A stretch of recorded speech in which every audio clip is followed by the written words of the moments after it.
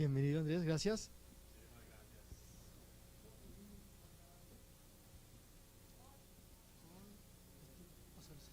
Listo, muchísimas gracias. Bueno, buenas tardes a todos. Creo que estamos en tardes, o todavía no. Bueno, todavía estamos en días. ¿Me escuchan bien? Listo. ¿Cómo estamos? ¿Sí comieron? ¿Sí comieron? No, no, pero ¿dónde está la emoción? ¿Cómo estamos? Listo. Bienvenidos pues como a este espacio. Hoy les voy a hablar un poco sobre cómo funciona la inteligencia artificial desde la parte de infraestructura. Entonces, quiero saber qué tan emocionados están por aprender este tema. Listo. Entonces, me presento. Mi nombre es Andrés Quintero. Yo trabajo como SRE o Site Reliability Engineer en One Enterprises y también trabajo pues y he trabajado temas de inteligencia artificial en la misma compañía y también en otros proyectos personales en los que estoy. Hoy aprenderemos sobre 4 cosas en específico. Lo primero son los desafíos al escalar con inteligencia artificial. Nosotros sabemos que se requiere gran cantidad de recursos para escalar estos modelos, entonces vamos a aprender un poco de eso. También vamos a hablar de Kubernetes como solución para esta problemática o este reto mejor de escalar los modelos de inteligencia artificial. Vamos a ver una implementación práctica que ha hecho OpenAI y que mostró en la KubeConf que hubo hace un tiempo de cómo podemos utilizar Kubernetes para entrenar los modelos de una forma más óptima y vamos a hablar pues como de esos casos de éxito escalando modelos de inteligencia artificial. Primero, una pregunta muy clásica que me gusta hacer al principio de las charlas cuando hablo de inteligencia artificial y es ¿qué es la inteligencia artificial? Alguien que sepa o que tenga una idea de qué es la inteligencia artificial. ¿Quién levanta la mano? De a uno.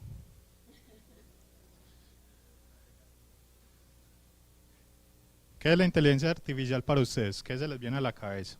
No tiene que ser correcto.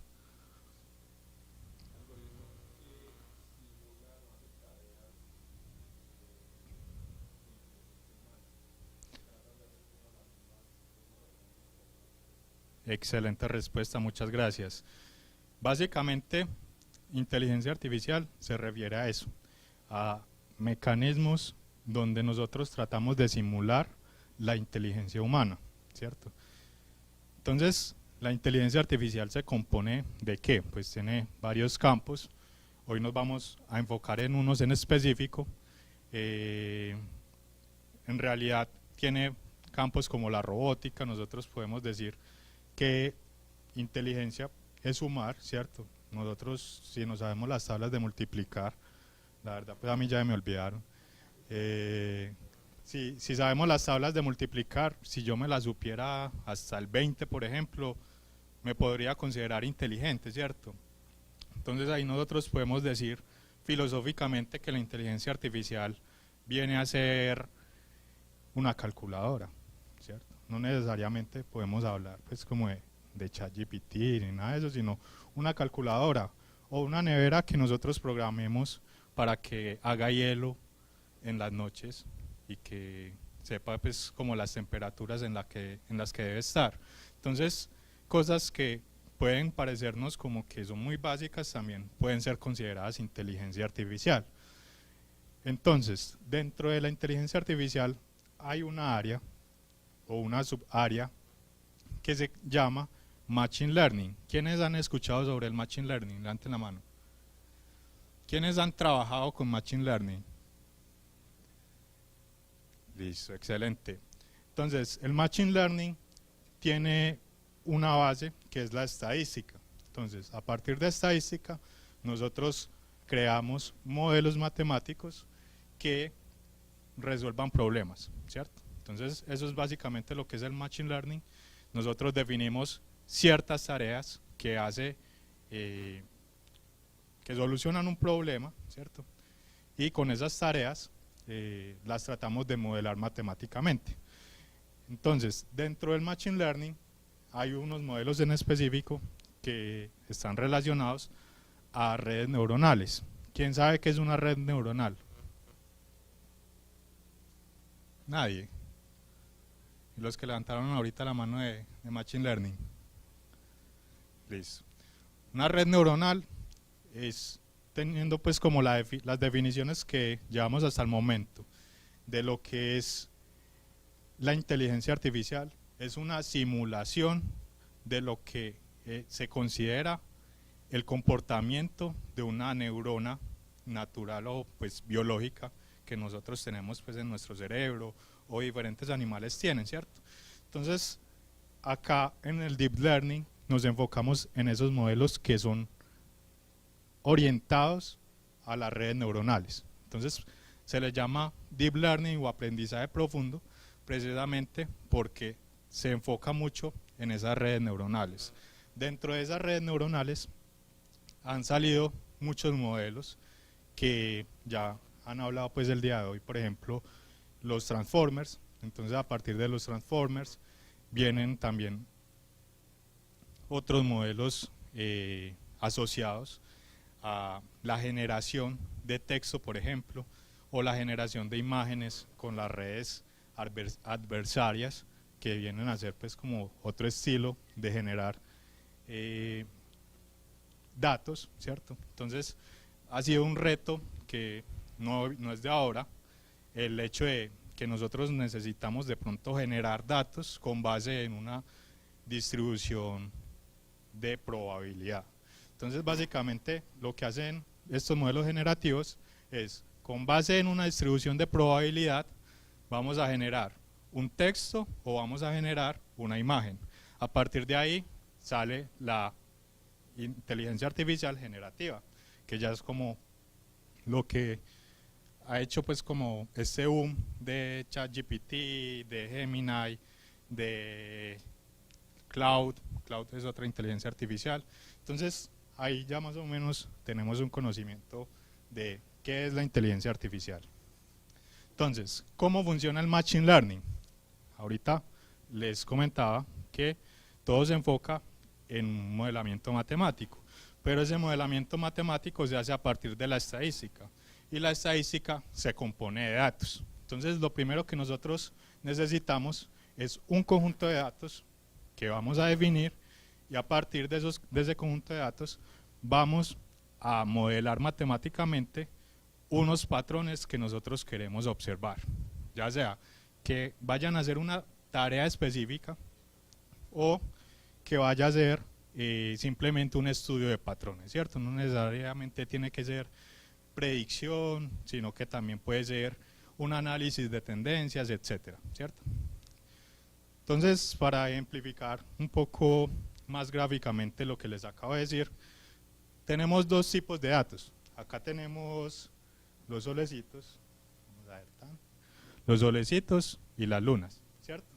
Entonces, nosotros supongamos que tenemos las coordenadas de dónde ha estado el Sol los últimos días, ¿cierto? Y también tenemos las coordenadas de dónde ha estado la Luna los últimos días.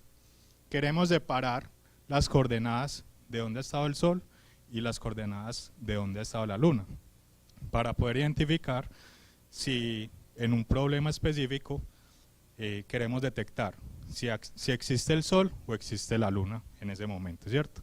Entonces, este problema se soluciona de una forma muy simple, y es trazando una línea. Entonces ahí ya tenemos esa línea. Entonces, a partir de esa línea, nosotros ya podemos definir que lo que esté arriba de la línea son las lunas, lo que esté abajo de la línea son los soles. Entonces, una línea matemáticamente viene a ser y igual a mx más b, ¿cierto? Es la ecuación de la recta pendiente, ¿cierto? Entonces, eso es Machine Learning, ¿cierto? Básicamente un modelo matemático basado en los datos. Entonces, acá vamos a hablar un poco sobre los parámetros. Para nosotros definir un modelo matemático necesitamos también parámetros. Acá tenemos la ecuación de forma matricial, donde cada una de las filas viene a ser un dato y cada una de las columnas viene a ser, en este tipo, en este caso específico, esto vienen a ser los datos y estos vienen a ser los parámetros también, acompañados del error asociado, ¿cierto? Entonces, esos parámetros son los que nosotros vamos a modificar para diseñar la línea que nosotros necesitamos para separar los datos. Eso es lo que nosotros llamamos entrenamiento. Entrenamiento, cuando decimos estamos entrenando un modelo de inteligencia artificial, estamos buscando los mejores parámetros beta 0 y beta 1 que nos ayuden a trazar esa línea, ¿cierto?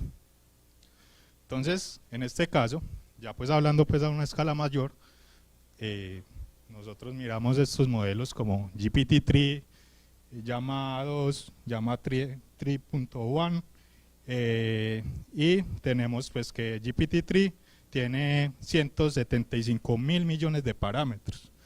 Entonces, eso en tema de memoria son 700 gigas de almacenamiento.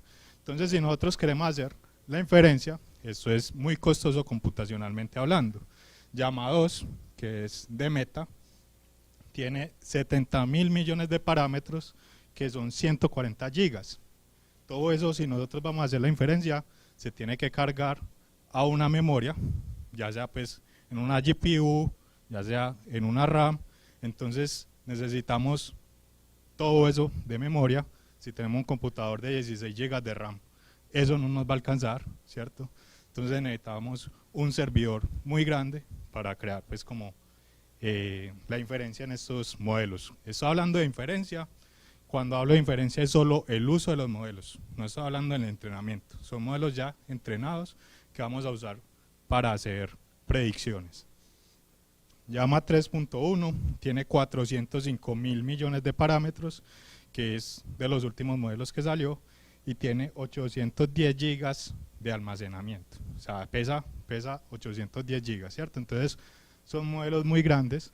En este momento las compañías se están enfocando en crear modelos más pequeños, precisamente porque ya llegamos a ese tope, ¿cierto? Entonces necesitamos encontrar como la forma de optimizar esa forma en que se generan todos esos parámetros. Entonces, teniendo en cuenta los modelos, ¿quién ha usado de aquí Kubernetes? Súper. Entonces, les pregunto, ¿qué es un contenedor?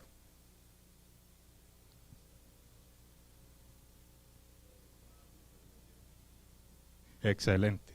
Entonces, muy bien, muchas gracias por la respuesta. Básicamente, un contenedor es una virtualización o es un aislamiento que nosotros hacemos de un sistema que va a estar dentro de otro sistema, ¿cierto? Entonces, digamos que vamos a explicar esto más gráficamente.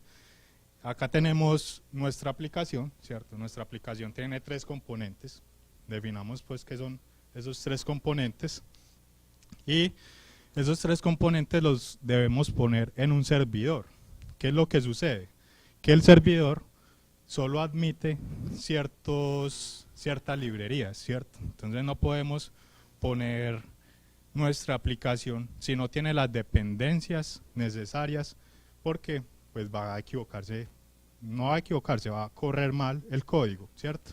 Entonces va a tirar un error de que no tiene las dependencias, de que no tiene las librerías, de que no soporta la aplicación que vamos a subir en ese servidor. Entonces, ¿qué es lo que vamos a hacer? Vamos a poner nuestra aplicación de una forma aislada mediante los contenedores. Anteriormente se hacía con máquinas virtuales, pero las máquinas virtuales tienen un costo computacional alto porque es poner un sistema operativo dentro de otro sistema operativo. Entonces, con los contenedores podemos manejar esto de una forma más simple. No significa que los contenedores sean la solución a todo, son la solución a este caso de uso donde necesitamos optimizar la memoria, los recursos de CPU, etcétera. Pero también estamos sacrificando la seguridad. Entonces, una máquina virtual puede tener más seguridad que un contenedor, ¿cierto? Entonces, teniendo en cuenta lo que es un contenedor, vamos a hablar de Kubernetes. Kubernetes nos ayuda a gestionar esos contenedores, nos ayuda a administrar los contenedores y nos ayuda pues a hacer un manejo óptimo de ellos y de los recursos. Entonces, acá Kubernetes viene a ser como el solecito que nos ayuda a administrar cada una de nuestras aplicaciones, o si tenemos una misma aplicación, pues aumentar réplicas, ahorita les voy a hablar de eso, o reducir réplicas en caso que se requiera. Entonces, un caso de uso clásico de lo que es Kubernetes y lo que nos ayuda a administrar Kubernetes. Digamos que tenemos una aplicación que tiene altas demandas en ciertas horas del día. Digamos que de 8 de la mañana a 5 de la tarde se requiere mucha capacidad porque hay muchas personas que están entrando en esa aplicación, pero luego de esas horas no se requiere tanto, ¿cierto? Entonces Kubernetes, cuando identifica que hay muchas personas utilizando una aplicación, nos ayuda haciendo más réplicas de esa misma aplicación o de esos mismos contenedores que ya habíamos definido. En cada contenedor hay como una copia de nuestra aplicación y cuando las personas entran, entonces Kubernetes ayuda a gestionar toda esa demanda de una forma eficiente. También nosotros cuando no estamos utilizando la aplicación, cuando solo es una persona la que está o ninguna persona que está utilizando la aplicación, Kubernetes nos ayuda a reducir la cantidad de réplicas. Entonces así también optimizamos la cantidad de cómputo que estamos utilizando, la podemos utilizar en otras tareas o podemos reducir los precios, ¿cierto? Entonces todo esto se traduce en optimización de los costos, ¿cierto? Entonces esto no solo es optimización de los costos, sino también cuidado del medio ambiente, porque todo lo que nosotros corremos dentro de las máquinas, todo lo que nosotros hacemos dentro de un celular, dentro de un computador, una petición que le hacemos a Google, una petición que le hacemos a ChatGPT, todo eso son recursos de energía y esos recursos de energía producen CO2 y al producir CO2 contaminan el ambiente. Entonces, si nosotros podemos optimizar una aplicación para que solo se utilice cuando se necesita y no que se utilice todo el tiempo, nosotros estamos cuidando el medio ambiente. ¿Listo? Entonces, ya vamos a dar como un ejemplo práctico de lo que es el reinforcement learning. ¿Alguien ha escuchado ese tipo de aprendizaje, aprendizaje por refuerzo? Para ti, ¿qué es el aprendizaje por refuerzo?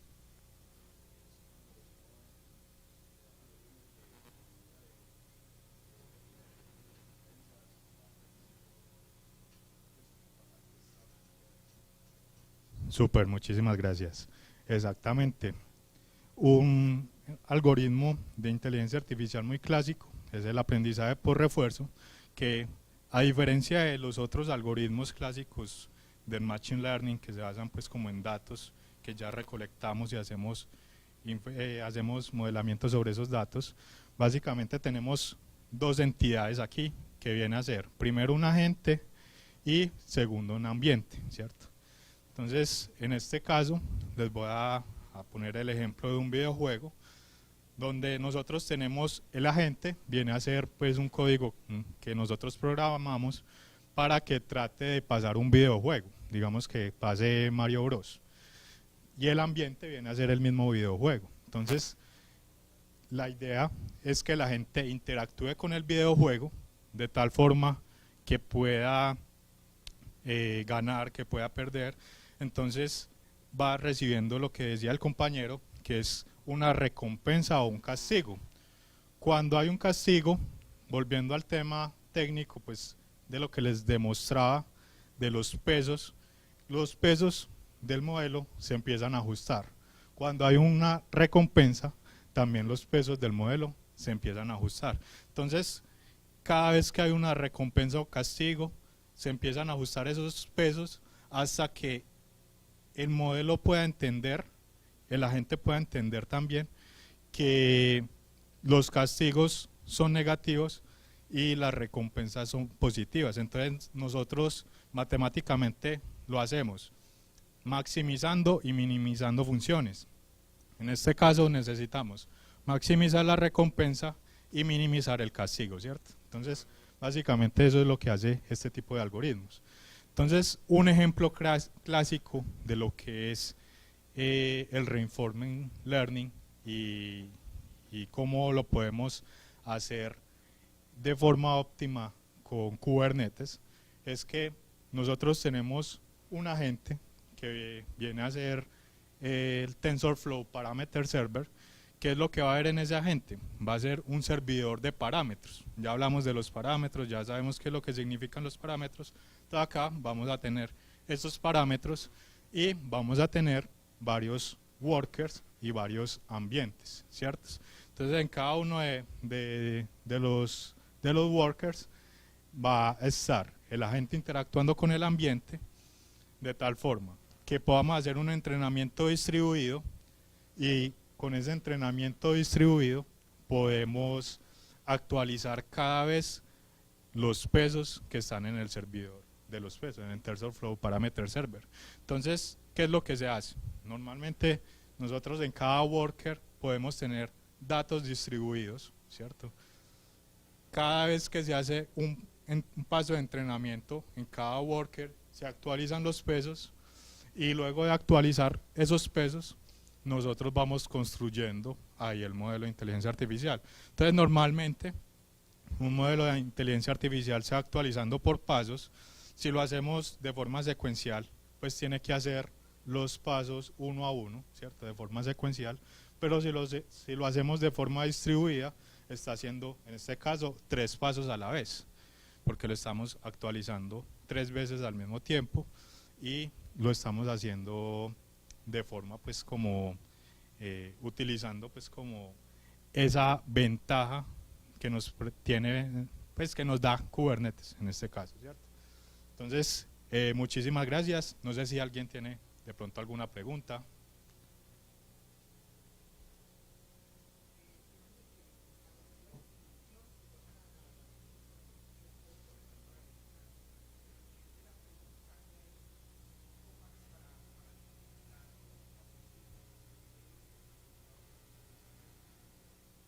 Ok.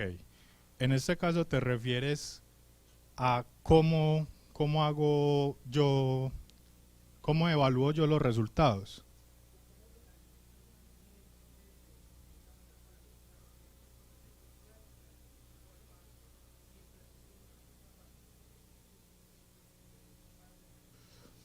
Sí. Ok. ¿Cómo funciona esto? Básicamente acá tenemos el TensorFlow Parameter Server, ¿cierto? El trabajo que hace esto es, primero viene el ambiente, se trae todos los pesos que están actualizados, ¿cierto? Hagamos de cuenta como si estuviéramos en GitHub, hacemos un git pull, nos traemos los pesos, hacemos el entrenamiento acá de forma separada.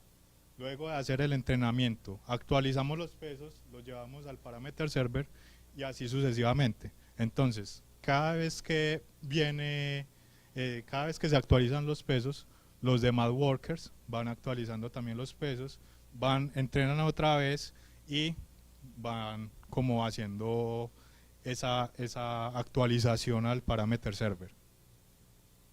¿Listo? ¿De pronto alguna otra pregunta? Listo, muchísimas gracias.